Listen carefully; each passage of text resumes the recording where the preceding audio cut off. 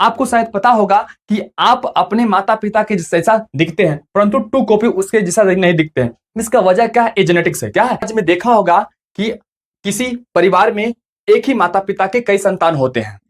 एक माता पिता क्या होते हैं? कई संतान होते हैं। वो संतान आपस में मिलते नहीं है, एक दूसरे से क्या होते हैं? मिलते नहीं है।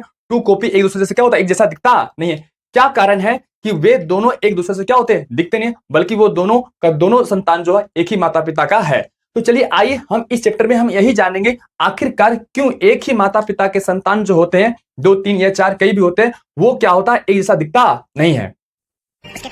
आपने एक मूवी देखा होगा जिसका नाम है घरवाली और बाहर वाली। उसमें क्या है कि एक कादर खान होता है और एक अनिल कपूर और उसके एक बच्चे, तीनों का तीनों जो है वो जांग में क्या होता है? एक ही पॉइंट पर एक ही जगह पर क्या होते हैं? तिल होते हैं। तो हम इस वीडियो में जानेंगे कि आखिरकार ह्यूमन बॉडी के अंदर क्या होता है जिस कारण से क्या होता है? कोई खास लक्षण पीढ़ी दर पीढ़ी क्या होता है? वो चलते रहता है। तो चलिए क्लास का जो है ये अनुवांशिकी चैप्टर है जिसमें हम पढ़ेंगे इस अनुवांशिकी के बारे में।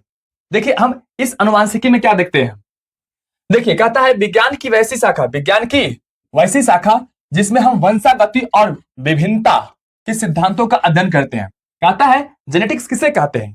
कहता है विज्ञान की वैसी शाखा जिसके अंदर हम क्या करेंगे कि वंशागति और विभिन्नता, जो अभी हम बताए एक ही माता पिता के संतान होते हैं लेकिन वो दोनों एक दूसरे से क्या होते हैं? अलग होते हैं। विभिन्नता का अध्ययन किया जाता है, उसे हम क्या कहते हैं? अनुवांशिकी कहते हैं। अब यहां पर देखिए इस अनुवांशिकी के बारे में जो सबसे पहले है वो इस अनुवांशिक वर्ड को सबसे पहले किसने दिया था? तो इस अनुवांशिक वर्ड को सबसे पहले जो दिया था विलियम वेटसन। किसने दिया था? विलियम वेटसन ने जेनेटिक शब्द को दिया। और कब दिया? 1906 ईस्वी में दिया। कब दिया? 1906 ईस्वी में। अब इसमें कहता है कि परंतु इन्होंने क्या किया? इस अनुवांशिकी के लिए जेनेटिक शब्द अंग्रेजी में प्रयोग किया, लेकिन इस अनुवांशिकी के बारे में जो मूल सिद्धांत है उस सिद्धांतों के बारे में एक वैज्ञानिक था जिनका नाम है मेंडल। क्या नाम है? Gregor John Mendel. Gregor John Mendel ने ही इसके बारे में क्या किया था? इसके सिद्धांतों के बारे में बताया था। और इसलिए उसे ग्रेगर जॉन मेंडल को अनुवांशिकी का क्या कहा जाता है? पिता कहा जाता है। इस जेनेटिक को समझने के लिए हमें क्या करना पड़ेगा? कुछ विशेष प्रकार के परिभाषिक शब्द है उसको हमें सबसे पहले अच्छा से समझना पड़ेगा। अगर इतना आप समझ लिए तो क्या होगा? यह चैप्टर बहुत आसान हो जाएगा। ऐसे तो थोड़ा सा एक टेक्निकल चैप्टर है, लेकिन अगर इतना समझ लिए तो आप क्या होगा? आपको यह चैप्टर समझना क्या होगा? आसान होगा। तो देखिए सबसे पहले इसमें वर्ड है वो अनुवांशिकी लक्षण। क्यों? इसके बारे में हम समझेंगे कि आखिरकार यह अनुवांशिक लक्षण क्या होता है। तो देखिए यह परिभाषा में ही दिया गया है ना? विज्ञान की वैसी शाखा जिसमें हम वंशागति क्या करते हैं? वंशागति और विभिन्नता के सिद्धांतों का अध्ययन करते हैं। अब यहां पर देखिए वंशागति यानी कि कोई चीज का एक वंश से दूसरे वंश में जाना। तो कौन क्या है जो एक पीढ़ी से दूसरी पीढ़ी में जाएगा? तो वो क्या है? अनुवांशिक लक्षण होता है। क्या होता है? जो एक पीढ़ी से दूसरे पीढ़ी जो जाता है उसे हम क्या बोलते हैं? अनुवांशिक लक्षण कहते हैं। क्या कहते हैं? देखा होगा। जैसे अब इसको देखते हैं जैसे में क्या हो सकता है कि अनुवांशिक लक्षण में क्या होता है आखिरकार। देखिए क्या होगा एग्जाम्पल में, जैसे में आंखों का रंग,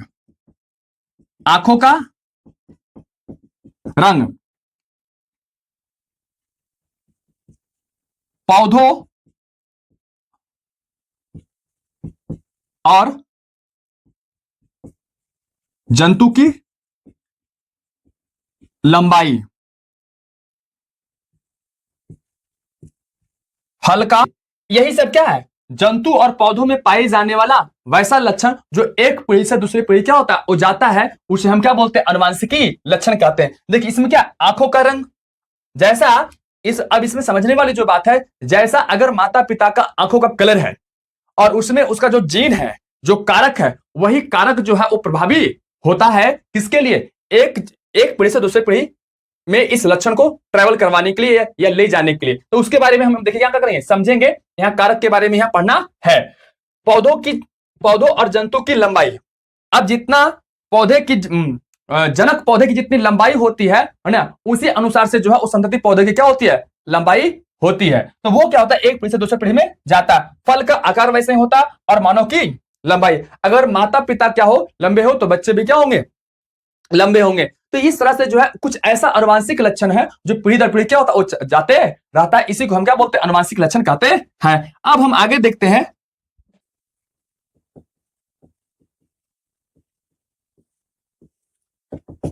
देखिए अभी हमने देखा अनुवांशिकी लक्षण के बारे में, अभी हम देखेंगे क्या वंशागति और अनुवांशिकता क्या दोनों एक ही है। कहता है अनुवांशिक लक्षण को एक पीढ़ी से दूसरी पीढ़ी जाने की जो प्रक्रिया है, इस प्रक्रिया को हम क्या बोलते हैं, इस प्रक्रिया को ही हम बोलते हैं वंशागति। लेकिन अब इसका भी डिफिनेशन कुछ वैसा ही था, लेकिन देखिए क्या इसमें एक पीढ़ी से दूसरा पीढ़ी जाने वाले लक्षण, जो लक्षण जाता है उसको हम क्या बोलते हैं अनुवांशिक लक्षण।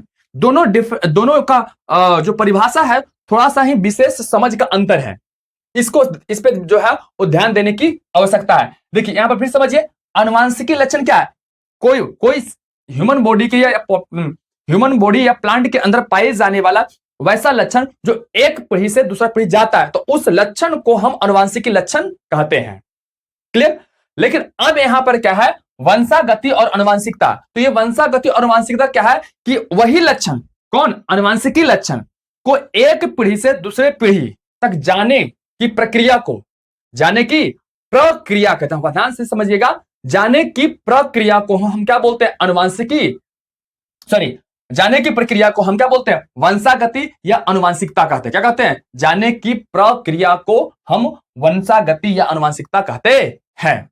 अनुवांशिक लक्षण एक पीढ़ी से दूसरा पीढ़ी जा रहा था और जो ये अनुवांशिक लक्षण को ले जाता है, ध्यान समझिएगा, जो इस अनुवांशिक लक्षण को ले जाता है उस ले जाने वाले को मॉर्गन ने क्या कहा, कारक कहा। तो देखिए अब यहां पर समझते हैं कारक के बारे में, क्या समझते हैं कारक के बारे में, अगर ये कारक क्या होता है। देखिए कारक जो होता है, कारक को क्या कहा गया, फैक्टर। क्या कहा गया, फैक्टर। ये क्या होता है, कहता वंशागति का इकाई है। क्या है, वंशागति। तो ये वंशागति किसका होगा, अनुवांशिक लक्षण का। तो किसका, ये लक्षणों का क्या होता है, हमारे शरीर में पाए जाने वाला वैसा लक्षण जो क्या होता है वो एक पीढ़ी दर दूसरा पीढ़ी क्या होता है जाता है, तो उसी लक्षणों के वंशागति का इकाई है, कहने का मतलब है। और साथ साथ क्या है कि ये इकाई है और ये जो इकाई है यही क्या करता है, लक्षण को प्रकट करता है। और साथ ही साथ जो है यही इकाई जो है वो वंशागति के लिए क्या होता है, जिम्मेवार होता है। तो कारक क्या है, कारक एक इकाई है। अब इसको थोड़ा सा एक उदाहरण से समझते हैं कि ये शरीर है, क्या है, ये मान ले कि ये बॉडी है और इस बॉडी के अंदर कोशिका है। क्या है, ये मान ले कि एक कोशिका है, कोशिका के अंदर केंद्रक है। क्या है, केंद्रक है, और इस केंद्रक के अंदर मैट्रिक्स है। क्या है, जो तरल द्रव पाया जाता है उसे हम क्या बोलते हैं, मैट्रिक्स। और इस मैट्रिक्स के अंदर क्या होते हैं, क्या पाया जाता है, कारक। क्या पाया जाता है, कारक। कारक का मतलब हो गया यहां पर सूचना। कारक शब्द का प्रयोग किसने किया, इसके बारे में जो है, इस काम के लिए जो है वो इसके बारे में ये कारक शब्द का प्रयोग किया मॉर्गन ने। किसने किया, मॉर्गन ने।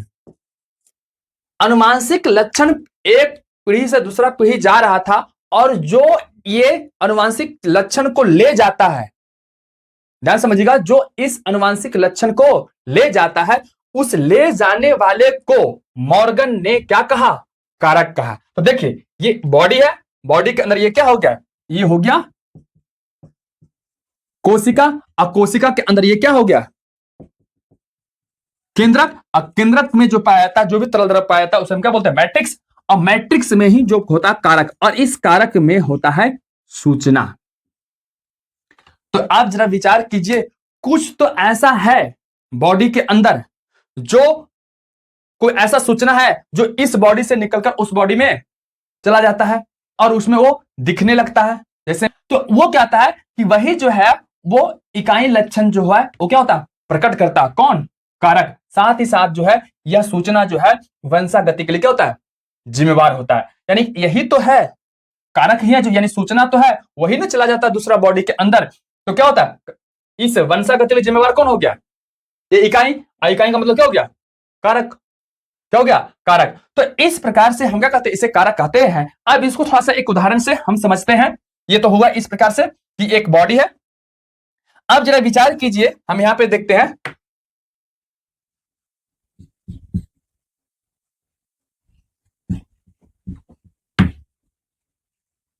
ध्यान से समझिएगा कि कारक का मतलब क्या है, समझना है आपको। एक सूचना, क्या समझना है, एक सूचना जो आपके बॉडी के सेल में पाया जाता है। अब जरा देखिएगा,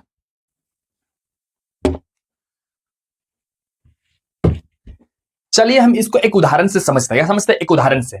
ये क्या है, एक पौधा है,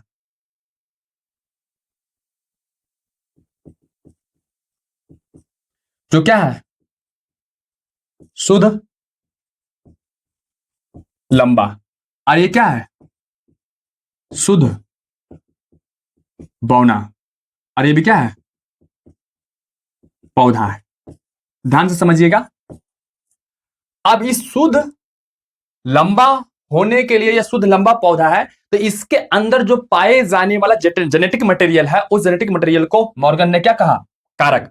और इस कारक को कहता है, जो पाया जाता है इसके अंदर जेनेटिक मटेरियल, उसको क्या करता है, टी और टी से सूचित किया जाता है।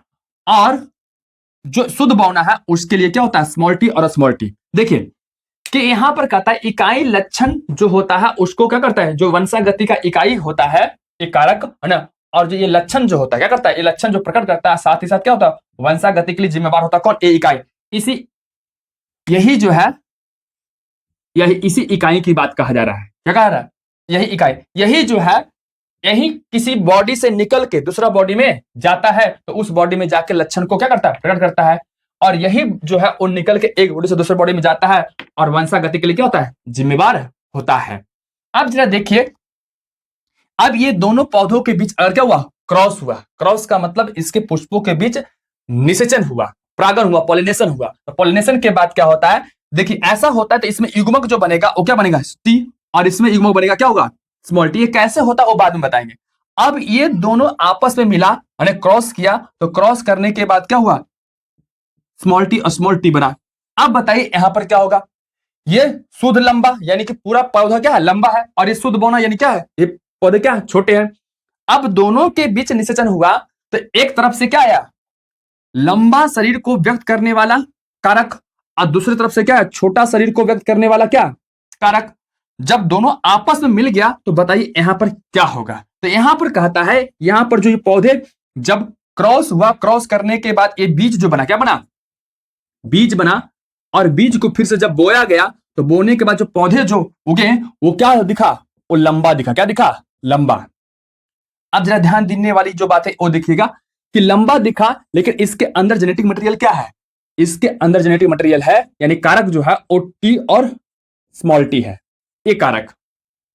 अब इसमें लंबा के लिए प्रभावी कौन, लंबा है, ये लंबा है तो, लेकिन इसके अंदर जो पाए जाने वाला जो कारक है वो छोटा वाला भी तो है। तो अब यहां पर बताइए प्रभावी कौन सा गुण रहा, कौन सा कारक प्रभावी रहा, तो कौन रहा, ये टी रहा। क्या रहा, इसमें टी जो है ये कारक जो है वो प्रभावी रहा।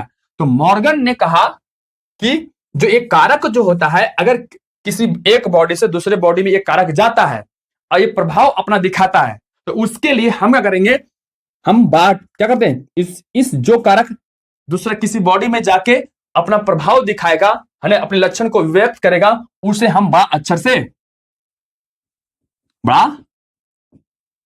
अक्षर से लिखेंगे।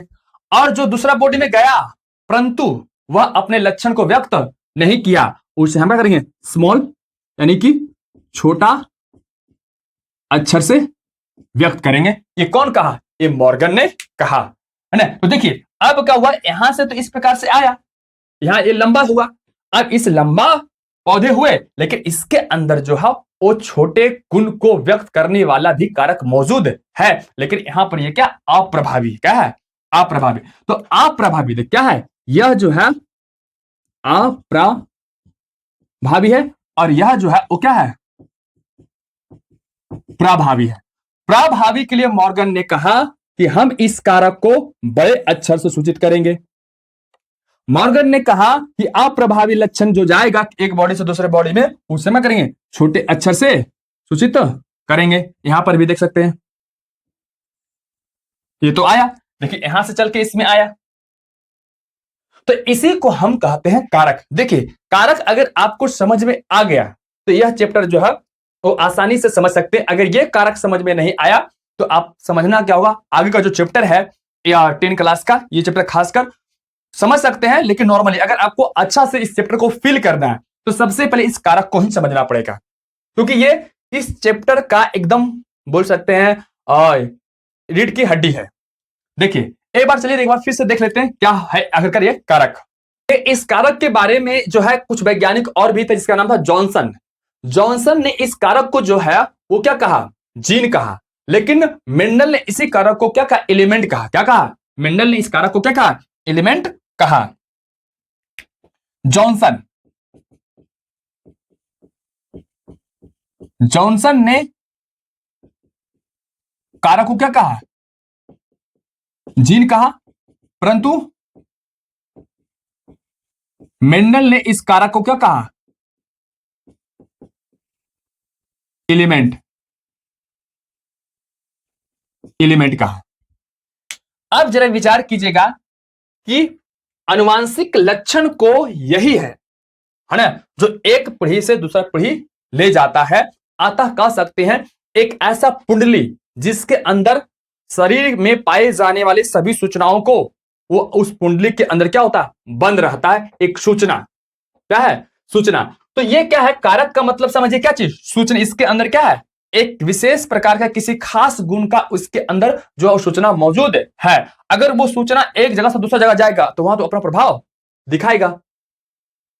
बात समझ सकते हैं, अगर कोई सूचना एक जगह से दूसरा जगह गया, सूचना क्या हुआ, एक जगह से दूसरा जगह गया तो अपना प्रभाव दिखाएगा, और कुछ ऐसा सूचना गया जो नहीं दिखाएगा। तो यहां पर वही बात हुई है कि कारक जो है वो वंशागति का क्या, एक इकाई है। और जब इकाई है मतलब ये जाता है, छोटा सा पार्ट है, छोटा सा कण है ना, और जब जाता है तो वो लक्षण क्या करता है, प्रकट करता है। कौन, इकाई जाता। इकाई का मतलब क्या हो गया, ये स्मॉल टी और कैपिटल टी, ये इकाई। अब यह इकाई जब जाता है तो क्या करता है, लक्षण प्रकट करता है, और साथ ही साथ जो है यही जाता है तो हम क्या कहते हैं, यही है जो है वंशागति के लिए जिम्मेवार है। अगर ये सोचिए ये नहीं जाएगा तो ये वंशागति क्या होगा, मतलब ये लक्षण एक पीढ़ी से दूसरा पीढ़ी नहीं जाएगा। अब इस उदाहरण से देखते हैं कि क्या होता है कि अगर शुद्ध लंबा पौधा है, उसके लिए उसमें पाए जाने वाला जो कारक है, सूचना है, वो क्या है, टी और टी है। शुद्ध बौना है उसके लिए क्या है, स्मॉल टी है। अब इसका युग्मक जो बनेगा वो टी और इसका बनेगा स्मॉल टी। ये कैसे बनता है यहां पर थोड़ा सा हम नहीं बता पाएंगे, क्योंकि ये इसके लिए बड़ा थोड़ा लंबा टॉपिक है, कुछ अलग से आपको हम अभी बताएंगे थोड़ी देर बाद। अब क्या होता है, यहाँ पे ये दोनों के बीच क्रॉस हुआ, तो क्रॉस होने के बाद क्या हुआ, इधर से ये आया, तो क्या बन गया, टी और टी जो ये बीज बना और इस बीज को फिर से बोया गया, तो ये पौधे कैसे हुए, लंबा हुआ। अब बताइए यहाँ पर इसमें क्या बोने का जीन नहीं है, बोने का जीन है, बोना वाला क्या है, जीन है, लेकिन परंतु ये पौधा दिखा कैसा, ये लंबा दिखा, यानी कि क्या हुआ, ये बड़ा वाला टी जो है प्रभावी है। तो कहा कि जो गुण प्रभावी होगा उसे हम बड़े अक्षर से सूचित करेंगे। तो क्या हुआ, ये बड़ा टी से हम सूचित करें, क्योंकि टी जो है किसके लिए है, लंबा के लिए। स्मॉल टी किसके लिए है, बौना के लिए। किसके लिए, बौना के लिए। तो इसी को हम बोलते हैं कारक।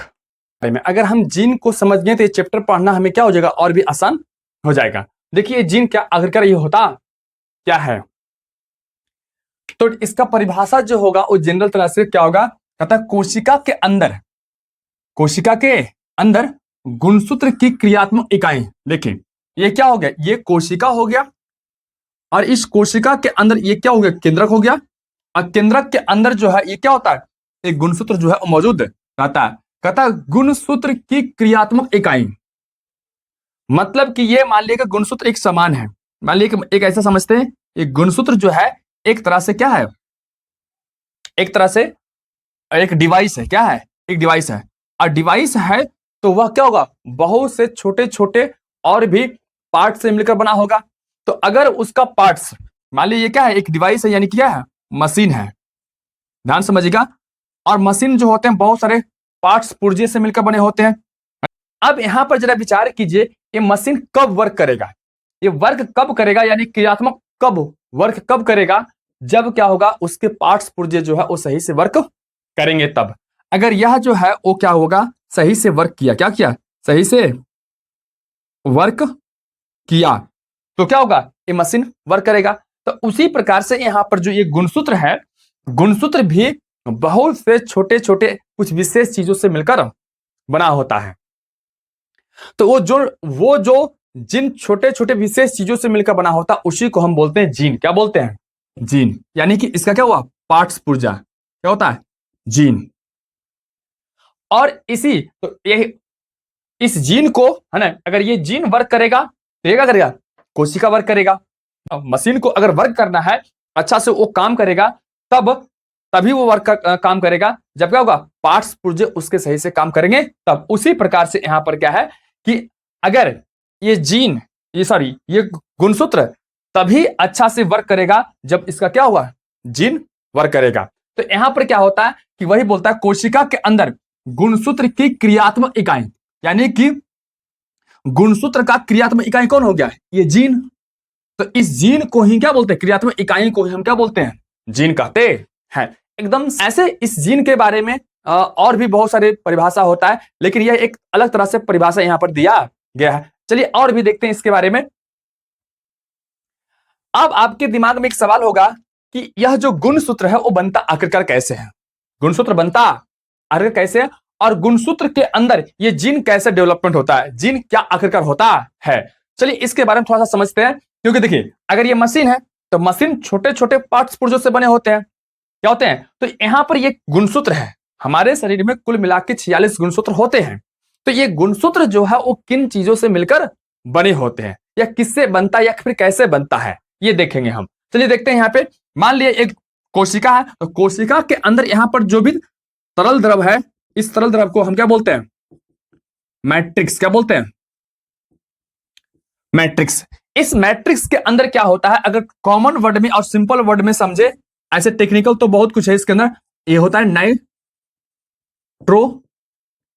क्षार होता है। क्या होता है, नाइट्रोजन क्षार इसके अंदर अवेलेबल होता है। और क्या होता है, हिस्टोन प्रोटीन होता है, पेंटोज शुगर होता है, क्या होता है, फॉस्फेट होता है। इसके साथ साथ बहुत सारा क्या होता है, एंजाइम होते हैं। ये सभी इसके अंदर क्या होता है, कोशिका के केंद्र के अंदर ये क्या होते हैं, मौजूद होते हैं। ये केमिकल है, क्या है, केमिकल है। चलिए हम देखते हैं क्या है कि ये गुणसूत्र बनता कैसे है। तो होता क्या है कि सबसे पहले यहां पर इसको मिटाते हैं पहले। देखिए होता सबसे पहले क्या है कि यहां पर जो है ये मैट्रिक्स जो है, क्या है, मैट्रिक्स है। तो मैट्रिक्स के अंदर ये सभी पदार्थ, शॉर्टली में हम समझ रहे हैं, शॉर्ट में समझ रहे हैं, ये सभी पदार्थ क्या होते हैं, आपस में संघनित होते हैं, यानी आपस में क्या होते हैं, जुड़ते हैं।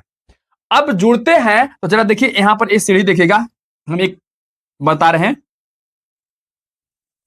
ये सीढ़ी। अब इसमें क्या होता है, एक देखिए क्या होता है, ए फॉस्फेट है और ये पेंटोज शुगर है। तो मान लीजिए देखिए यहां क्या हुआ, ए फॉस्फेट है, ये क्या है, पेंटोज शुगर है। उसी प्रकार से इधर भी क्या होता है, फॉस्फेट है और ये क्या हुआ, पेंटोज शुगर है। फॉस्फेट है, पेंटोज शुगर है, फॉस्फेट है और पेंटोज शुगर है। क्लियर, ये दोनों तो इस प्रकार जुड़ गया। एक सरल तरह से हम समझाने का प्रयास कर रहे हैं, ठीक है। अब क्या हुआ, ये दोनों अब है ये क्या, नाइट्रोजन क्षार। ये नाइट्रोजन क्षार देखिए इस प्रकार से आपस में क्या होता है, ये जुड़ता है। तो इसी प्रकार से क्या हो गया, ये बॉन्ड से आपस में क्या होते हैं, ये जुड़ जाते हैं। ये कौन सा बॉन्ड होता है, किस प्रकार से, हम 12 में पढ़ने का हम प्रयास करेंगे, अभी फिलहाल ऐसा ही समझिए। ये अब क्या हुआ, अब जब आप देखते होंगे डीएनए का ऐसा फिगर बनता है, ऐसा बनता है ना, ऐसा ऐसा। और इसमें देखते हैं ये लाइन, ये जो आप ये लाइन जो बनाते हैं ये है ये वाला लाइन, और ये जो बनाते हैं ये लाइन है, और ये जो देते हैं वो क्या हो गया, ये वाला लाइन।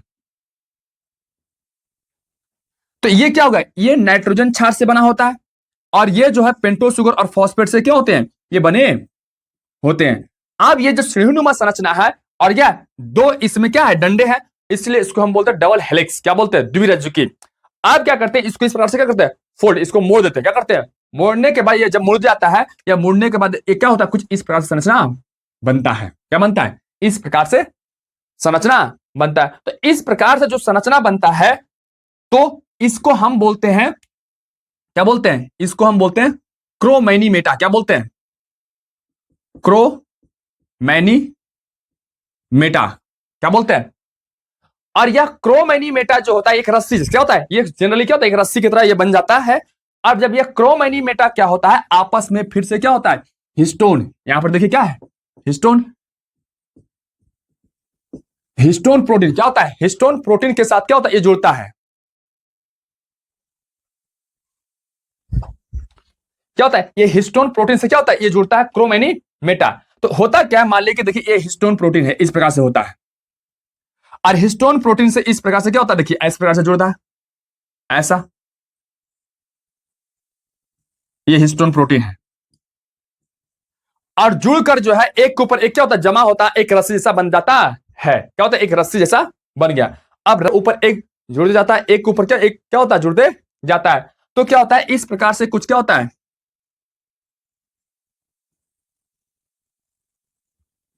एक रस्सी नुमा संरचना बनता है।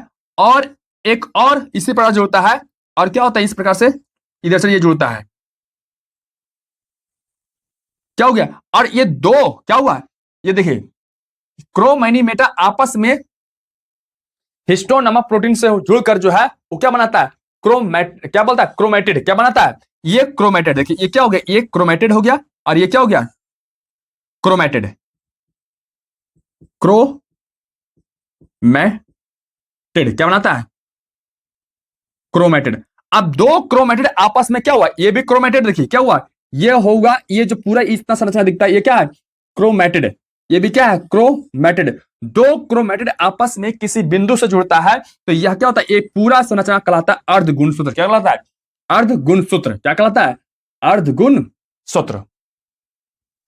अब ये अर्धगुणसूत्र जो कहलाता है, तो जरा ध्यान दीजिएगा। अब ऐसा ही फिर एक तो और होगा, अगर इसके ऊपर क्या हुआ, या रिप्लिकेशन किया यानी प्रतिकृति किया, तो फिर क्या होता है, एक और यहां से क्या होता है, इस प्रकार से क्या हुआ, इसका रिप्लिकेशन के बाद जो है ये क्या होता है, एक और इस प्रकार से ये बन गया।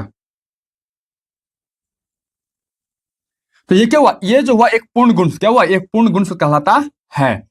इसमें से जो है, इसे हम ये बाहरी जो घेरा इस प्रकार से दिख रहा है, ये पूरा संरचना कहलाता है क्रोमेटिड। और इसके अंदर जो ये जो दिख रहा है इसे हम बोलते हैं क्रोमैनीमेटा।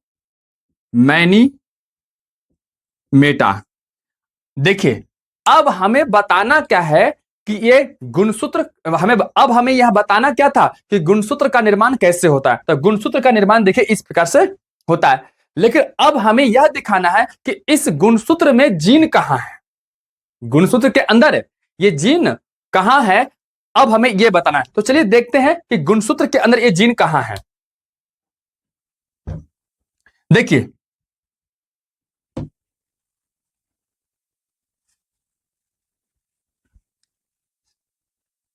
अब यहां पर ध्यान दीजिएगा कि यह मैट्रिक्स था। अब मैट्रिक्स जब संघनित हुआ तो एक रस्सी बना। क्या बना, एक रस्सी बना। और रस्सी जो हिस्टोन नामक प्रोटीन से जुड़ा और संघनित हुआ तो क्या बना, क्रोमैनीमेटा बना। क्रोमैनीमेटा जो है जब किसी विशेष और चीजों से आवरण से क्या हो गया, ढक गया, तो क्या हुआ, क्रोमेटिड कहलाया। अब दो क्रोमेटिड आपस में जब जुड़ा तो क्या बनाया, एक अर्धगुणसूत्र बनाया। और ये अर्धगुणसूत्र जब रेप्लिकेशन किया और फिर वो जुड़ गया तो क्या बन गया, पूर्ण गुणसूत्र बन गया। अब हम क्या करते हैं, इस गुणसूत्र को ओपन करते हैं, खोलते हैं। क्या करते हैं, खोलते हैं। तो शुरू में हम आपको दिखाए थे क्या चीज, कि एक सीढ़ीनुमा संरचना था और उसमें क्या थे, ऐसा ऐसा था। तो उसी प्रकार से यहां पर है, जब इसको हम ओपन करेंगे तो हम क्या पहुंचेंगे, वहीं पर पहुंच जाएंगे, क्योंकि अभी वहीं से शुरू हुआ था और ऐसा बन गया। जब हम इसको फिर से खोलेंगे, क्या करेंगे, इस रस्सी को पूरी तरह से खोलेंगे तो क्या होगा, वहां पर हम पहुंच जाएंगे। तो जब इस गुणसूत्र को, ध्यान दीजिएगा, जब इस गुणसूत्र को हम ओपन करते, क्या करते हैं, ओपन करते हैं, तो इस प्रकार से क्या होता है, ये कुछ संरचना दिखाई देता है। इसी को है ना, हिस्टोन नामक प्रोटीन भी और भी ओपन करेंगे और भी ओपन करेंगे। ओपन करने के बाद क्या होता है, लास्ट में ऐसा कुछ दिखता है। इस लास्ट में जो इस ऐसा कुछ दिखता है तो उसमें आपको बताए थे ये क्या था, इस प्रकार से था। और इसको हम बोले थे क्रोमैनी मेटा, और इसी को हम बोलते हैं क्या चीज, डीएनए। क्या बोलते हैं, DNA, deoxy ribose nucleic acid, है ना, ये डीएनए। और डीएनए के छोटे खंड को ही हम क्या बोलते हैं, जीन कहते हैं। ये देखिए, ये पूरा जो संरचना जब इसको हम खोलेंगे तो ऐसा बनेगा। अब ये ऐसा बना तो इसको हम क्या बोलते हैं, एक तो हम बोलते हैं क्रोमैनी मेटा, दूसरा क्या बोलते हैं, इसी को हम डीएनए बोलते हैं। तो डीएनए के छोटे खंड को, छोटे खंड मतलब एक छोटा सा टुकड़ा, आप जरा देखिए ये क्या है कि अगर हम इसमें बात करें इतना सा टुकड़ा का, इस टुकड़ा का इतना सा टुकड़ा को, ये जो टुकड़ा दिख रहा है उसी प्रकार से यहां पर हम देखते हैं इतना टुकड़ा का बात करें, इसी प्रकार से हम यहां देखें तो इतना टुकड़ा की हम बात कर रहे हैं। ये डीएनए के जो छोटे छोटे खंड क्या है, छोटे छोटे डीएनए के छोटे छोटे खंड को जीन कहते हैं। क्या कहते हैं, जीन कहते हैं। अब ये छोटे छोटे खंड पर क्या होता है, मानव शरीर या कोई भी चीज, जो प्लांट हो या कोई भी ह्यूमन जानवर कुछ भी हो, जो उसका जो गुणसूत्र होगा और उसका जो डीएनए होगा और उस डीएनए पर जो छोटे छोटे खंड होंगे, उस खंड के पास जो है वो उसके शरीर का एक निश्चित, उसके शरीर में पाए जाने वाले बहुत से लक्षणों का एक क्या होता है, एक कोड होता है, एक सूचना होता है उसके पास। देखिए अब यहां पर क्या है, मान लिया कि इस डीएनए के अंदर ये है, ये एक खंड का टुकड़ा जो है, अगर ये मानते हैं कि इस ये जो दो खंड दिख रहा है, एक खंड दिख रहा है, ये एक खंड दिख रहा है, इस खंड के पास है आंखों का रंग, क्या है, आंखों के आंखों के रंग को निर्धारित या आंखों के रंग को व्यक्त करने की सूचना। अब ये देखिए ये छोटा छोटा खंड है, तो इसी प्रकार से हम तो एक लक्षण बताएं जीन के पास जो है, और इसी को मेंडल महोदय ने क्या बोला, सॉरी इसी को जो है वो मॉर्गन ने क्या कहा था, मॉर्गन ने इसी को कहा था कारक। क्या कहा था, इसी को कहा कारक कहा था। और जॉनसन ने इसी को क्या कहा, जीन कहा। क्या कहा, जॉनसन ने। और मेंडल महोदय ने इसी को क्या कहा था, एलिमेंट कहा था। क्या कहा था, एलिमेंट। तो अब आपको समझ में आ गया होगा कि आखिरकार डीएनए क्या होता है, गुणसूत्र क्या होता है, जीन क्या होता है और कारक क्या होता है। ये तीन चार वर्ड जो है वो क्या होता है, अगर इतना समझ गए तो ये चैप्टर क्या होगा, आपको आसान हो जाएगा। ये जो नेक्स्ट टॉपिक है वो है क्या है, युग्म विकल्पिक यानी एलील। ये एलील क्या होता है कि समान लक्षण को व्यक्त करने वाले जो जीन होते हैं वो क्या होता है, एक ही गुणसूत्र पर होते हैं, तो उसे हम क्या बोलते हैं, उसे हम जनरली रूप से एलील बोलते हैं, यानी कि युग्म विकल्पिक बोलते हैं। तो चलिए समझते हैं कि युग्म विकल्पिक आखिरकार होता क्या है। देखिए कहता है युग्म विकल्पी यानी एलील, कहता है जब एक लंबे डीएनए अणु, क्या होता है, एक लंबा डीएनए अणु पर, यानी कि ये डीएनए के जो अणु होंगे वो कहां होता है, गुणसूत्र के अंदर ही वो होता है। तो वही कहता है वो एक लंबे डीएनए अणु पर समान गुण प्रदर्शित या व्यक्त करने वाले प्रोटीन यानी न्यूक्लियोटाइड्स, जो डीएनए के जो लंबे अणु होते हैं उसी अणु पर एक प्रोटीन होता है, जो हम उस अनुक्रम को हम क्या बोलते हैं, युग्म विकल्पी कहते हैं। और यह जो समान गुण व्यक्त करने वाले जो प्रोटीन होते हैं और जो इसका अनुक्रम होता है उसी को हम क्या बोलते हैं, एक तरह से बोलते हैं जीन बोलते हैं। क्या बोलते हैं, और एक जीन जो होता है किसी एक लक्षण के लिए वो क्या होता है, जिम्मेवार होता है। अब यहां पर कहता है देखिए, अर्थात जो लक्षण को क्या करता है, नियंत्रित करता है, लक्षण को नियंत्रित करने वाले जो जीन जो होते हैं वो समजात गुणसूत्र पर समान स्थान पर होते हैं। जैसे देखिए यहां पे मान लिया कि यह गुणसूत्र है, क्या है, ये गुणसूत्र है, ये क्या है, और यह जो गुणसूत्र है तो इस गुणसूत्र पर मान लिया कि कोई लक्षण, मान लिया कि ये क्या है, कोई लक्षण को व्यक्त करने वाले जो है ये जीन है। क्या है, ये जीन है। तो मान लिया कि क्या है, एक लक्षण लेते हैं, लक्षण का लेते हैं, लक्षण शरीर में पाया जाता है लक्षण बहुत सारा, तो उस लक्षण में हमने लिया लंबाई। क्या लिया, लंबाई एक लक्षण है। जरा देख बताइए, लंबाई एक लक्षण है या नहीं है? अगर वो लंबाई एक लक्षण है तो लंबाई का मतलब क्या हो गया?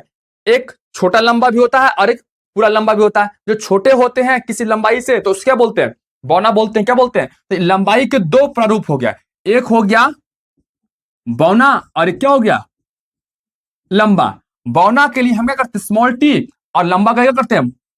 बड़ा टी का इस्तेमाल करते हैं। क्या इसे मॉर्गन ने कहा था? इसी को कहा था कारक। क्या कहा था? कारक। एक लक्षण या क्या बोल सकते हैं? समान लक्षण नहीं, क्या बोलता है? अर्थात जो लक्षण को नियंत्रित करने वाले जीन है ना, समजात गुणसूत्र, ये क्या है? समजात गुणसूत्र पर जो है समान स्तर पर होते हैं। अगर ये यहां पर है छोटा टी तो बड़ा टी भी क्या होगा? इसी के सामने जस्ट क्या होगा? एक साथ होगा। तो इसे हम बोलेंगे, इस लक्षण को बोलेंगे या इस कारक को या फिर इस जीन को हम क्या बोलेंगे? एलील कहते हैं। यानी युग्म से और भी होता है कि मान लिया कि यह एक गुणसूत्र है, एक गुणसूत्र है। अब गुणसूत्र है तो इस गुणसूत्र पर जो है समान स्थान पे जो है वो इस प्रकार से जो है वो जीन पाया जाता है। ये क्या हो? बड़ा टी और ये क्या हो गया? बड़ा टी। अब ये भी क्या है? लंबाई का है। ये क्या है? शुद्ध लंबा का एक गुण है, एक लक्षण है। क्या है? लक्षण है। और उसके जो है जो कारक है वो या फिर बोल सकते हैं जीन है। क्या है? जीन है। वो क्या होता है? समजात गुणसूत्र पर समान स्थल पर मौजूद है। देखिए समान स्थल का मतलब हो गया, जैसे देखिए अगर अगर इसको हम सीधा बनाएं ऐसे, देखिए अगर हम इसको ऐसे बनाएं,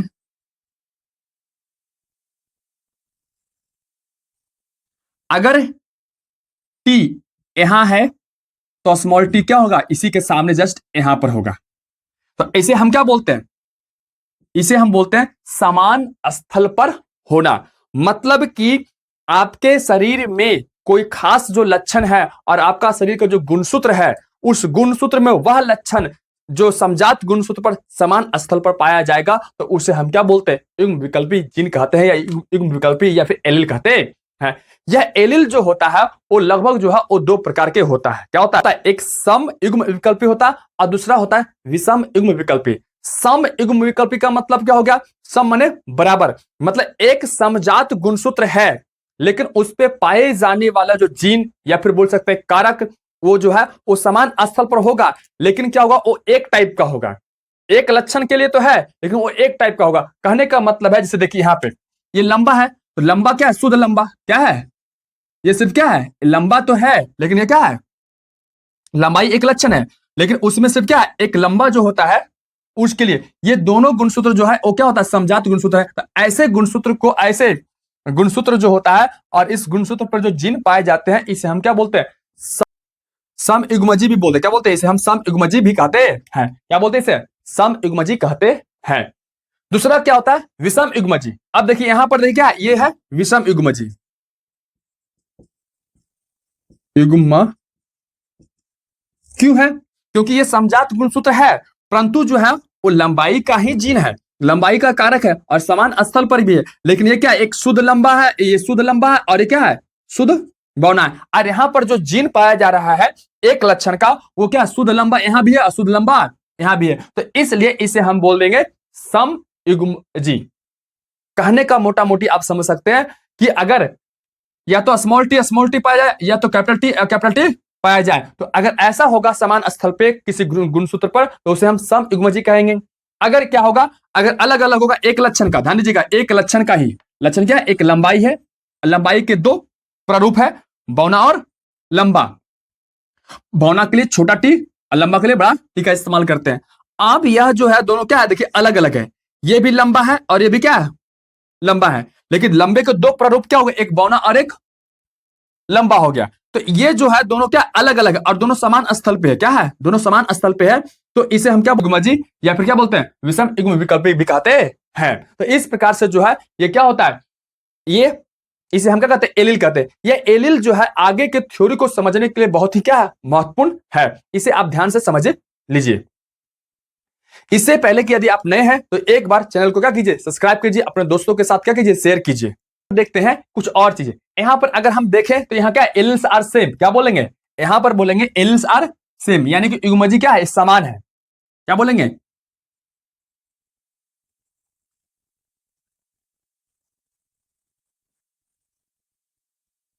और यहां क्या है, यहां पर जो होगा एलिल्स आर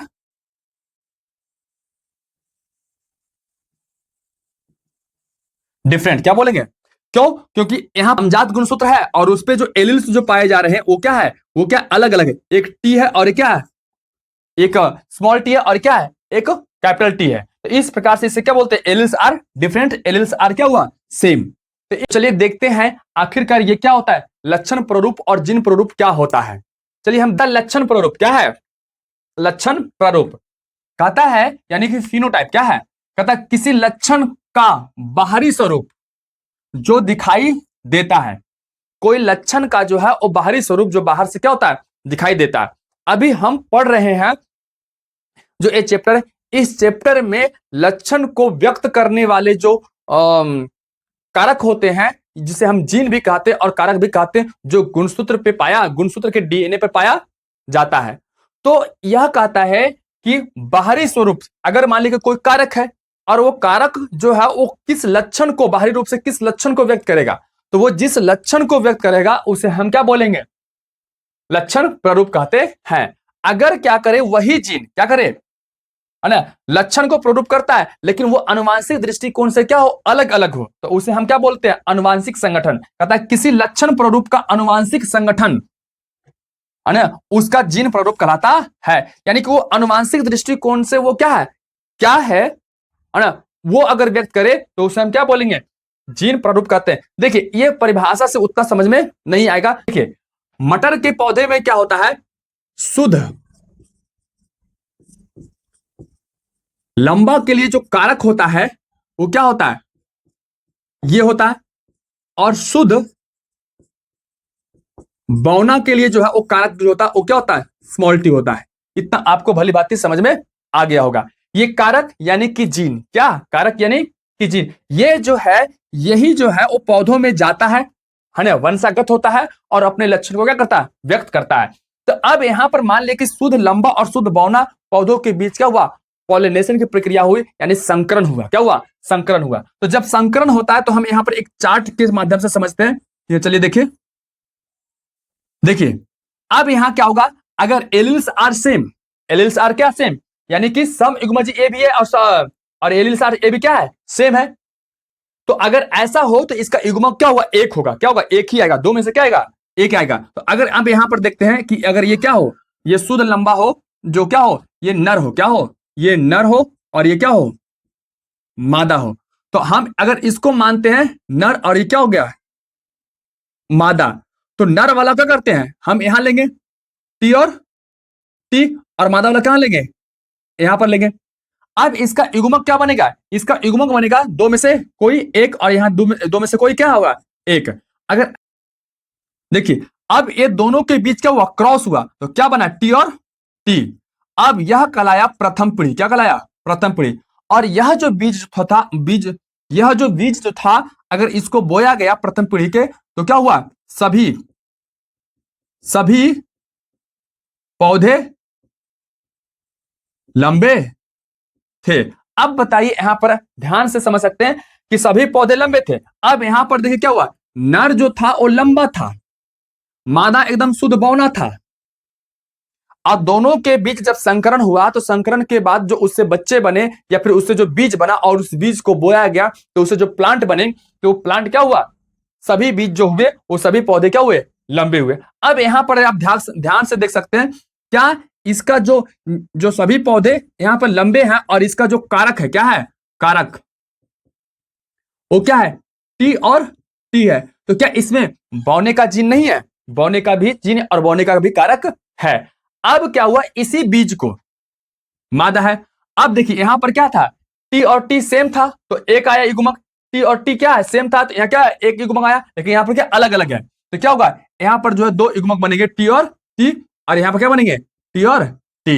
अब जरा गुना कीजिए, टी और टी से गुना हुआ, क्या हुआ, टी बना, कैपिटल टी, और कैपिटल टी से स्मॉल टी से क्या क्या क्या, क्या बनेगा, है ना, ये बनेगा।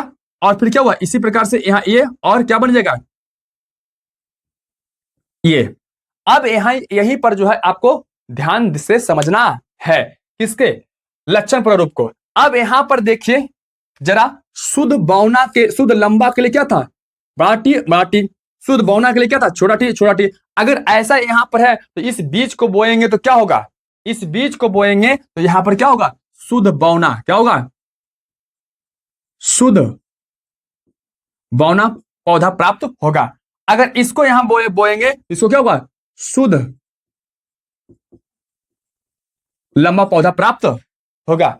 लेकिन यहां पर ये दोनों जो है अगर बोएंगे तो क्या होगा, ये संकर, क्या हाइब्रिड है, क्या होगा, हाइब्रिड है, क्या है, हाइब्रिड है। तो ये दोनों भी क्या होगा, यहां पर क्या था, हाइब्रिड जो था सभी पौधे लंबे, ये दोनों पौधे भी क्या होंगे, लंबे होंगे। अब अगर देखें लंबा, अगर एक लक्षण क्या है, एक लक्षण की देखिए यहां क्या है, लक्षण प्रारूप, उदाहरण से ही ये चीजें समझ में आएगी। ये लक्षण प्रारूप, इस चार्ट के अंदर आप लक्षण पे ध्यान दीजिए, है ना।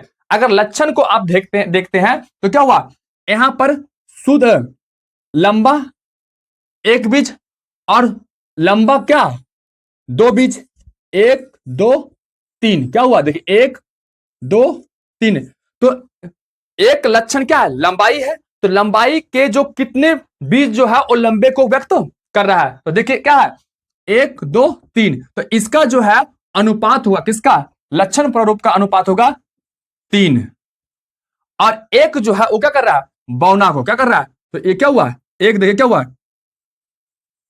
ये व्यक्त किया किसको, बौना को, किसको, बौना को। तो इसका अनुपात क्या होगा, लक्षण प्रारूप यानी फिनोटाइप का अनुपात क्या होगा, 3:1। ये 3 जो है वो क्या कर रहा है, इस चार्ट के अंदर हम जीन को नहीं देख रहे, जीन के लक्षण को देख के बता रहे हैं कि ये जो संकर बीजों के बीच जो क्रॉस हुआ है और क्रॉस होने के बाद जो बीज बना और उस बीज का लक्षण क्या है। तो लक्षण कितने हैं, 3 बीज जो ऐसे प्राप्त हुए हमें, जो क्या है, लंबे गुण को व्यक्त कर रहा है। उसमें से क्या है, उसमें से एक शुद्ध लंबा और 2 क्या हुआ, संकर लंबा। तो अगर हम सिर्फ कॉमन रूप से बात करें लंबाई का तो क्या होगा, 3 बीज जो है वो लंबा और एक बीज जो है क्या, शुद्ध बौना का वो व्यक्त कर रहा है। तो इसका लक्षण प्रारूप क्या हो जाएगा, लक्षण प्रारूप का अनुपात हो जाएगा 3:1। अब हम देखते हैं क्या, जीन प्रारूप यानी कि जीनोटाइप। अब हम इसी में क्या देखेंगे, इसके जीन को देखेंगे। देखिए इसका परिभाषा क्या कहता है, किसी लक्षण, कोई लक्षण है तो यहां लक्षण क्या है, लंबाई और लंबा और बौना। प्रारूप का अनुवांशिक संगठन, अनुवांशिक जो है वो संगठन, उसका जीन प्रारूप कहलाता है। अब देखिए अनुवांशिक संगठन के रूप से अगर यहां पर देखें तो क्या है, टी और टी और small T, capital T small T, capital T small T, और फिर क्या हुआ, स्मॉल टी। आप जरा देखिए इसी बीच में देखिए, ये वाला यहां आया और ये दोनों क्या हुआ, यहां आया और ये दोनों यहां आया। आप जरा देखिए कि शुद्ध लंबा हम देख रहे हैं एकदम जीन को, एकदम मोटा मोटी लक्षण को नहीं, इसके जेनेटिक रूप से वो क्या है। देखिए यहां लक्षण क्या है, जीन प्रारूप, यानी कि जीन रूप से या जनात्मक रूप से जो है वो है क्या, तो जनात्मक रूप से ये क्या, शुद्ध लंबा कई गो है, एगो है। अच्छा संकर लंबा यानी हाइब्रिड वाला लंबा कई गो है, तो कै गो है, 2 गो है, 1 और 2। एकदम शुद्ध बौना कै गो है, क्या है, एगो। तो इसका अनुपात क्या हो जाएगा, जीन प्रारूप का अनुपात हो जाएगा 1:2 और 2:1, यानी कि ये जो अनुपात है वो किसको व्यक्त करता है, ये जीन प्रारूप को व्यक्त कर रहा है। तो यही होता है जीनोटाइप और फिनोटाइप। यह एग्जाम के अंदर हमेशा पूछता है कि इसका जीनोटाइप क्या अनुपात क्या होगा और फिनोटाइप अनुपात क्या होगा। देखिए ये शुद्ध लंबा था, ये शुद्ध बौना था, दोनों के बीच क्या करवाया गया, संकरण करवाया गया। अब जब संकरण करवाया गया तो प्रथम पीढ़ी में जो क्या हुआ, ये टी और टी जो बीज प्राप्त हुआ है ना, वो क्या हुआ, संकर है यानी हाइब्रिड था। अब हाइब्रिड बीज को लेकर हमने क्या किया, क्रॉस करवाया। तो इसके नर और मादा के बीच जब क्रॉस हुआ तो क्रॉस होने के बाद क्या हुआ, जो बीज बना वो क्या हुआ, शुद्ध लंबा और शुद्ध बौना भी बना और संकर हाइब्रिड के 2 बीज बने। तो अगर हम इस चार्ट के अंदर सिर्फ लक्षण को देखें तो 3 गो क्या है, लंबा है और एक क्या है, बौना है। तो इसलिए यहां पर अनुपात के बाद 3:1।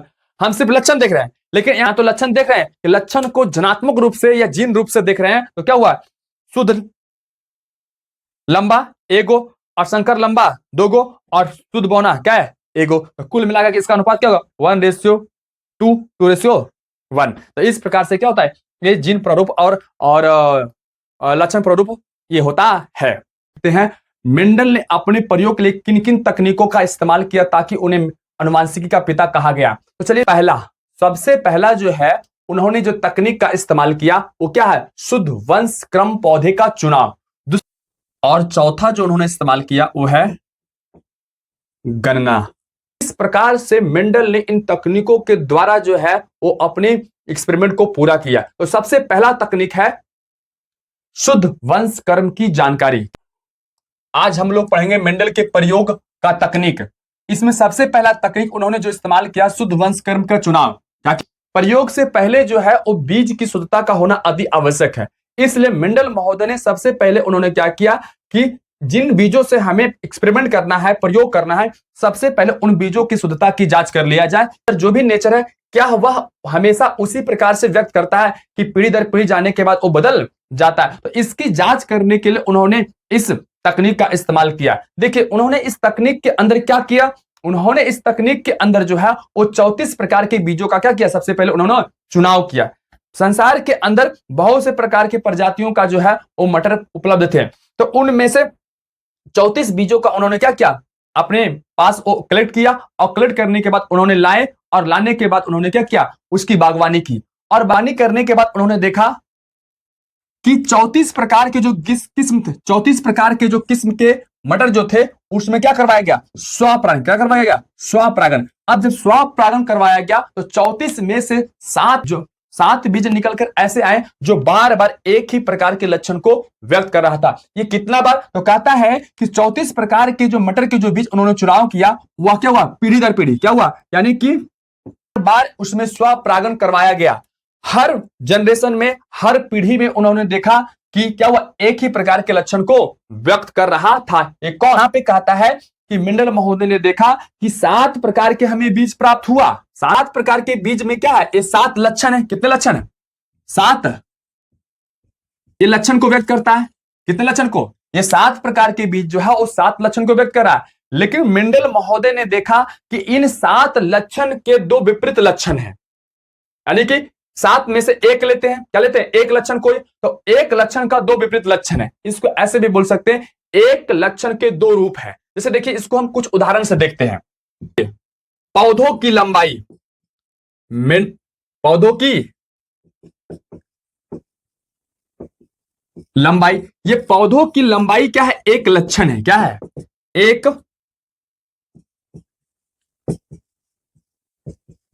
लक्षण है। कितने लक्षण है, एक लक्षण। पौधों की लंबाई, इन 7 लक्षणों में से एक लक्षण क्या, पौधों की लंबाई। अब ये पौधों की लंबाई में एक लंबाई क्या है, पौधों की लंबाई एक लक्षण है, और इस एक लक्षण के 2 रूप है। एक है लंबा पन और दूसरा है बौनापन। दूसरा क्या है, दूसरा है एक लंबापन और दूसरा क्या है, बौनापन। तो इस प्रकार से क्या हुआ, एक लक्षण, ये क्या हुआ, एक लक्षण के 2 विपरीत रूप, 2 रूप हो गया या फिर 2 विप्रासी लक्षण। तो इस प्रकार से उन्होंने मेंडल महोदय ने शुद्ध वंश क्रम के पौधों का चुनाव किया। अब इस से और उदाहरण देख सकते हैं। बीज का आकार देखिए क्या है, बीज का आकार क्या है, एक लक्षण, जैसे एक लक्षण ये हुआ, उसी प्रकार दूसरा लक्षण क्या हुआ, बीज का आकार। अब बीज का आकार क्या, एक लक्षण है। ऐसा ही क्या है, कुल मिलाके 7 लक्षणों को उन्होंने, मेंडल महोदय ने इन 34 प्रकार के बीजों में देखा। और इसके 2 रूप कितने हो गए। अब क्या हुआ, बीज का आकार, यहां पे ध्यान दीजिएगा, बीज के आकार में एक बीज कैसा था, गोल, और ये क्या होता है, झुर्रीदार। तो क्या हुआ, यहां पर देखिए एक लक्षण के 2 रूप कितने हो गए, 2 रूप। यहां पर भी एक लक्षण कितने हो गए, 2 रूप। इसी प्रकार से मेंडल ने 34 किस्म के बीजों का उन्होंने स्वपरागन करवाया आपस में, और पाया पीढ़ी दर पीढ़ी वो क्या हो रहा था, एक ही लक्षण को व्यक्त कर रहा था। उसमें से कितना बीज, 7 बीज। और सात को ही उन्होंने अपने प्रयोग के लिए चुना। अब यहां पर देख सकते हैं शुद्ध वंश कर्म के चुनाव में मेंडल ने इन्हीं 7 लक्षणों का उन्होंने चुनाव किया और वे 7 लक्षण के 2 विप्रायसी लक्षण इस प्रकार से जो यहां पर दिखाया जा रहा है। देखिए सबसे पहला लक्षण है ओ तने की लंबाई। क्या है? तने की लंबाई। अब तने की लंबाई एक लक्षण है और उसके 2 रूप क्या होंगे? लंबापन और बौनापन। उसी प्रकार से है फूल का रंग। क्या है? फूल का रंग। और इस फूल के रंग में क्या है? फूल बैगनी या सफेद। अब ये क्या हो गया? इसके ये 2 विप्रायसी लक्षण हो गए या फिर 2 रूप हो गए। फूल की स्थिति एक अच्छी होता है और क्या एक अंतस्थ होता है। फली का रंग, फली का रंग या तो हो सकता है हरा या पीला। क्या हुआ? रंग, फली का रंग यानी कि फल का रंग जो होगा वो या तो हरा या पीला। 2 रूप है। एक ही बीज जो है ऐसा मेंशन कर रहा था, कभी हरा और कभी पीला। उसी प्रकार से बीज का आकार। क्या है? बीज का आकार एक लक्षण है और उसमें गोल होता है और क्या होता है? झुर्रीदार होता है। बीज का रंग एक में पीला होता है और क्या होता है? हरा होता है। और फली का आकार फूला हुआ और सिकुड़ा हुआ। इस प्रकार से मेंडल ने अपने प्रयोग में इन 7 बीजों की शुद्धता की जांच की और इन्हीं के द्वारा जो है वो आगे एक्सपेरिमेंट पूरा किए। तो चलिए अब यहां पर देखते हैं कि दूसरा तकनीक का उन्होंने जो इस्तेमाल किया वह है तुलनात्मक लक्षण वाले पौधों में संकरण। इसके लिए मेंडल ने क्या किया? सबसे पहले एक लक्षण लिया और एक लक्षण वाले पौधों के 2 विपरीत लक्षणों के बीच 2 विपरीत लक्षण वाले बीजों के बीच क्या किया? संकरण करवाया। तो चलिए देखते हैं वो कौन सा बीज है। तो यहां पर देखिए क्या है कि उन्होंने एक लक्षण,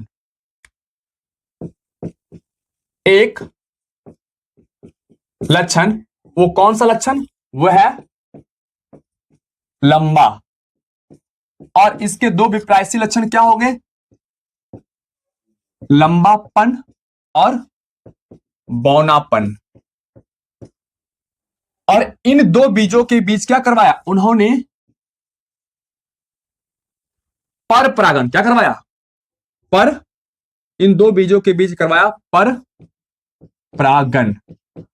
और इन 2 बीजों के बीच पर परागन करने की प्रक्रिया को हम क्या बोलते हैं? संकरण बोलते हैं। और इससे प्राप्त बीज जो होते हैं वह संकर बीज कहलाते हैं या हाइब्रिड बीज कहलाते हैं। तो देखिए ये किस प्रकार से किया। जैसे देखिए शुद्ध लंबा और शुद्ध बौना। शुद्ध लंबा क्या होता है? शुद्ध लंबा का जो एलील होता है या फिर जीन होता है वो क्या होता है? टी और टी। और शुद्ध बौना का क्या होता है? स्मॉल टी और टी। अब इन दो बीजों के बीच क्या करवाया? उन्होंने सबसे पहले संकरण करवाया। टी और टी के बीच क्या हुआ? संकरण। तो हमें ज्ञात है कि अगर एलिल्स समजात हो, है ना, क्या हो? समजात हो, तो उसमें क्या होगा? एक ही युग्मक बनेंगे। क्या होंगे? यानी यहां से भी टी आएगा और यहां से भी क्या आएगा? एक ही। 2 टी के बदले क्या हो? एक टी आएगा। और यह जो होगा वो दोनों मिलकर क्या बन जाएगा? ये। इसे मेंडल ने कहा प्रथम पीढ़ी। क्या कहा? एक पीढ़ी यानी कि प्रथम F1 यानी कि क्या हुआ? प्रथम पीढ़ी का। और इस प्रथम पीढ़ी के जो सभी पौधे थे, सभी पौधे जो थे वो क्या थे? लंबे थे। क्या थे? लंबे थे। तो इन्होंने क्या करवाया कि ये काम करवाई, लेकिन ये काम करवाया कैसे? इन्होंने क्या किया कि जब ये लंबा शुद्ध लंबा बीज को बोया और बोने के बाद, ये तो जानते हैं मटर के पौधे क्या होते हैं? द्विलिंगी होते हैं। तो इसका जो नर जनन अंग का जो प्राग कोश था, प्राग कोश, उसे क्या कर दिया गया? काट दिया गया। और काटने के बाद जो है पर परागन क्या करवाया गया? पर परागन। और वो भी कैसा? कृत्रिम पर परागन करवाया गया। और पर परागन करवाने के बाद जो है वो कैसा हुआ? इस प्रकार की स्थिति उत्पन्न हुई। अब देखिए क्या हुआ। ऐसा उन्होंने क्यों किया? वो करवाना चाह रहे थे तुलनात्मक लक्षण वाले पौधों के, मतलब अलग अलग लक्षण वाले पौधों के। अगर जरा देखिए यहां पर विचार कीजिए, अगर मान लिया कि ये द्विलिंगी पुष्प है। क्या है? द्विलिंगी पुष्प है। और ये पुष्प के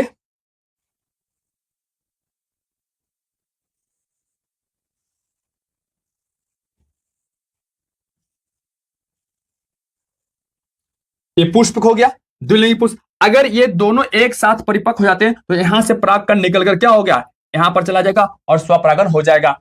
अब जब स्वपरागन हो जाएगा तो हमें पता नहीं चलेगा कि किस किस प्रकार की चीजों को या किस प्रकार के और जीन को मिलने से किस प्रकार से इफेक्ट आएगा नेक्स्ट जनरेशन में। तो इसलिए मेंडल महोदय ने क्या किया कि एक पुष्प, जब मान लीजिए शुद्ध लंबा है, तो इसके क्या किया, इसका जो है ये क्या कर दिया, ये काट दिया गया। क्या कर दिया गया, ये काट दिया गया। और ये काटने के बाद जो है वो शुद्ध बौना का जो है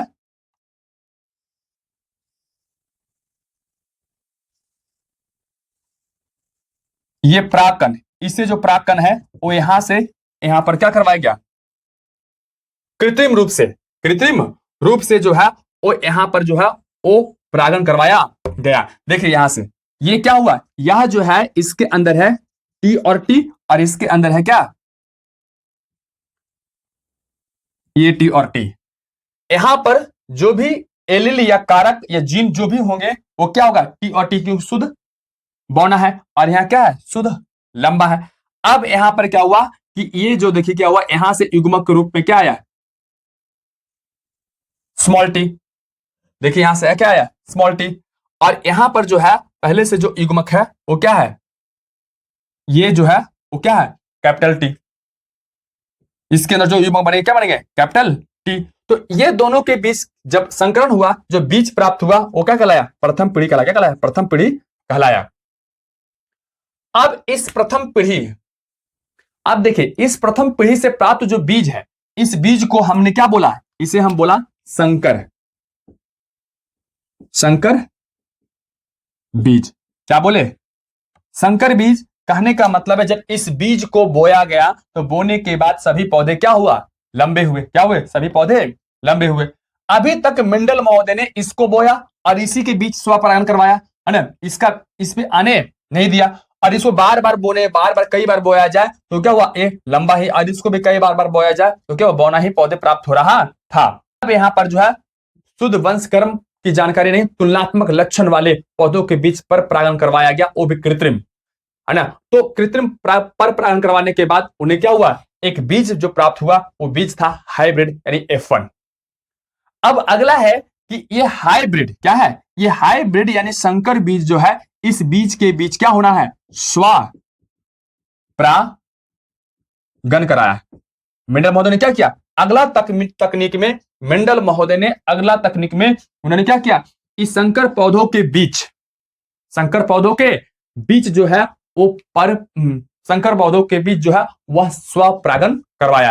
यहां पर क्या हुआ, पर परागन। ध्यान दीजिएगा, यहां पर क्या हुआ, पर परागन। और वो भी पर परागन के लिए मेंडल महोदय ने विपुंसन तकनीक का इस्तेमाल किया। किसका, अब हम देखते हैं संकर बीज के बीच स्वपरागन किस प्रकार से होता है। मेंडल महोदय ने जो नेक्स्ट तकनीक का इस्तेमाल किया वह है संकरों में स्वपरागन। अब शुद्ध वंशक्रम के बीजों के बीच क्या हुआ, कृत्रिम परागन कराया गया। और कृत्रिम परागन के बाद जो बीज प्राप्त हुआ उसे हम प्रथम पीढ़ी के बीज कहें। और वो क्या था, वो था टी और स्मॉल टी और स्मॉल टी के बीच जो है वो क्या करवाया गया, क्रॉस कराया। और क्रॉस कराने के बाद जो बीज प्राप्त हुआ, क्या हुआ, बीज जो प्राप्त हुआ वो टी और टी था।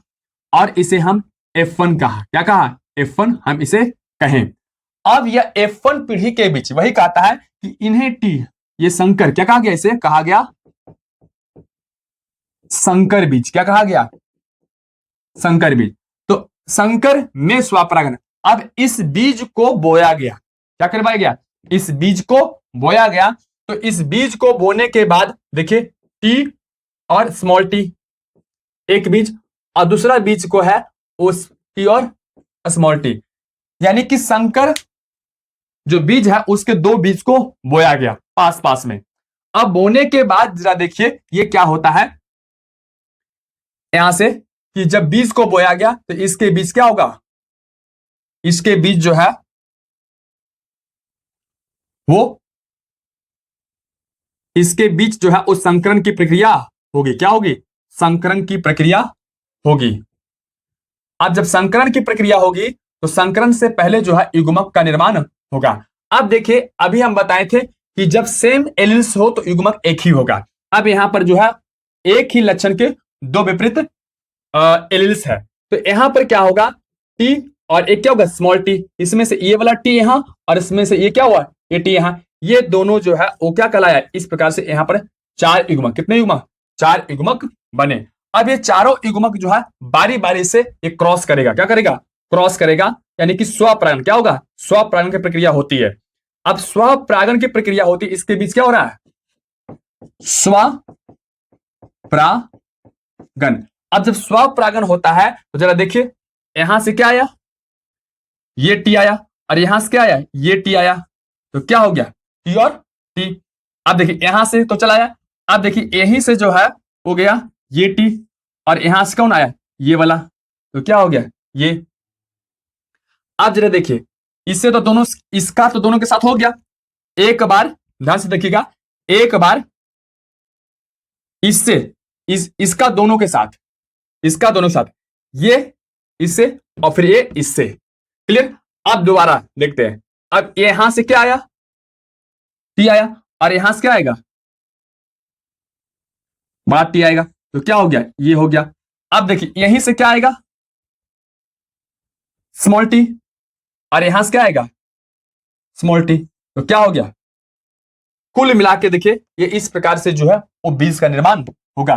कब, जब हम संकर बीजों के बीच स्वपरागण होने देंगे। तो अब क्या किया, मेंडल महोदय ने संकरों में स्वपरागण करवाया, किस लिए, बात यहां पर आता है, आखिरकार मेंडल महोदय ने स्वपरागण किस लिए करवाया। तो देखिए यहां पर क्या है, यहां पर था शुद्ध लंबा, और यहां क्या था, शुद्ध बौना। अब ये दोनों के बीच पिछला तकनीक में मेंडल महोदय ने संकरण करवाए थे, तो उन्होंने देखा कि यहां पर जो प्रथम पीढ़ी के अंदर जो बीज है वो सभी बीज क्या है, सभी बीज जो है सभी पौधे या बीज जो है वो क्या है, लंबे हैं। तो उन्होंने देखा, उन्होंने सोचा कि आखिरकार बौना और लंबा पौधों के बीच हमने संकरण करवाया तो सभी पौधे लंबे कैसे हो गए, आखिरकार बौने का गुण गया कहां, आखिरकार बौने का गुण जो है वो कहां गया। इन्हीं सभी सवालों का अध्ययन के लिए या उसकी जानकारी के लिए मेंडल महोदय ने क्या करवाया, इन प्रथम पीढ़ी के जो बीज था उन बीजों को स्वपरागण करवाया। स्वपरागण करवाने के लिए उन्होंने क्या किया, सारे को जहां पर पौधे को बोया गया इधर उधर से और दूसरे बीज का परागकण नहीं आ पाए, इसलिए उसके उन्होंने एक थैलियों का इस्तेमाल किया, पुष्प के अंदर क्या किया, एक प्लास्टिक एक थैली उसके पुष्प के ऊपर लगा दिया गया, और लगाने के बाद उन्होंने इस प्रकार से उन्हें जो बीज प्राप्त हुआ वो इस प्रकार से। अब जरा यहां पर देखिएगा तो यहां क्या प्राप्त हुआ मेंडल महोदय को, यहां शुद्ध लंबा, और यहां दो को क्या हुआ, शुद्ध सॉरी दो क्या हुआ, संकर लंबा, और एक क्या हुआ, शुद्ध बौना। अब यहां पर क्या हुआ, इस बीज को बोया गया था तो सभी लंबे थे, लेकिन इसे इन बीजों के बीच स्वपरागण के बाद जो बीज प्राप्त हुआ, अब उस बीज में से क्या हो गया, हमें शुद्ध लंबा और शुद्ध बौना भी बीज प्राप्त हो गया, शुद्ध लंबा और शुद्ध बौना भी बीज प्राप्त हो गया, और इसके साथ साथ जो है वो संकर लंबा बीज क्या हुआ, वो प्राप्त हुआ। यानी कि उन्होंने मेंडल महोदय ने देखा कि यहां पर क्या हुआ, लंबा भी है और बौना भी आ गया। देखिए नेक्स्ट तकनीक में है गन्ना। इस गन्ना में मेंडल ने अब तक जितने भी तकनीक का इस्तेमाल किया उसका एक रिकॉर्ड बनाया। क्या बनाया, रिकॉर्ड बनाया। क्या किया, कहता प्रत्येक पीढ़ी से प्राप्त बीज और पौधों के उन लक्षणों का अध्ययन किया, है ना, उन लक्षणों का क्या किया जाता, अध्ययन किया जाता है, जिसे परीक्षण के लिए प्रयोग में लाया गया था। तो उन सभी का क्या किया, जो बीज और पौधों के लक्षणों के लिए अध्ययन किया जाता है, और जिसे परीक्षण के लिए क्या किया था, उन्होंने इस्तेमाल किया था, और अलग अलग लक्षण को रखने वाले पौधे और बीजों की संख्या का जो है रिकॉर्ड बनाया गया। इस प्रकार से मेंडल ने अपने प्रयोग के लिए इन 4 तकनीकों का इस्तेमाल किया और अनुवांशिकी का पिता कहलाया। वीडियो आपको अच्छा लगा तो चैनल को सब्सक्राइब कीजिए।